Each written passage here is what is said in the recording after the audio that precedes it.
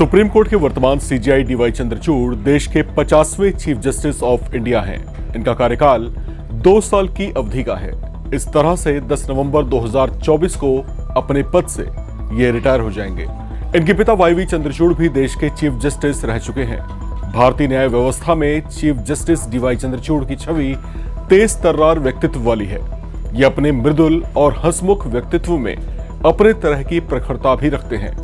भारतीय न्याय व्यवस्था के सबसे उच्च पद पर विराजमान डीवाई चंद्रचूड़ का सफर बेहद दिलचस्प और प्रेरणादायक रहा है। इन्होंने अपने करियर की शुरुआत एक वकील के तौर पर की थी। डीवाई चंद्रचूड़ ने लंबे समय तक बॉम्बे हाई कोर्ट में प्रैक्टिस भी की थी। वहां से होते हुए ये सुप्रीम कोर्ट के चीफ जस्टिस के पद तक पहुंचे। इनके रिटायर होने के बाद देश के 51वें चीफ जस्टिस के तौर पर जस्टिस संजीव खन्ना 11 नवंबर 2024 को इस प्रतिष्ठित पद को ग्रहण करेंगे। इस पद पर इनकी कुल सेवा 6 महीने की रहेगी। इसके बाद ये 13 मई 2025 को रिटायर होंगे। देश के होने वाले नए चीफ जस्टिस संजीव खन्ना का सफर भी बेहद दिलचस्प रहा है। उन्हें जनवरी 2019 में दिल्ली हाई कोर्ट से प्रमोट कर सुप्रीम कोर्ट भेजा गया था।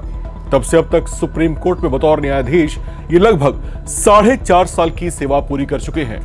ये कुल 358 बेंचों का हिस्सा रहे और 90 से ज्यादा फैसले लिख चुके हैं। सुप्रीम कोर्ट में ये वर्तमान company law, service law, civil law, maritime या समुद्री कानून से जुड़े मामलों, कमर्शियल लॉ के साथ साथ मध्यस्थता समेत कुछ अन्य के लिए रोस्टर में हैं। देश के भावी चीफ जस्टिस संजीव खन्ना साल 2023 में तब चर्चाओं में आए थे जब उन्होंने बहुचर्चित शिल्पा शैलेश मामले में संविधान पीठ का फैसला सुनाया था, जिसमें यह कहा गया था कि सुप्रीम कोर्ट इरिपेरेबल या अपूरणीय टूट के आधार पर सीधे तलाक दे सकती है।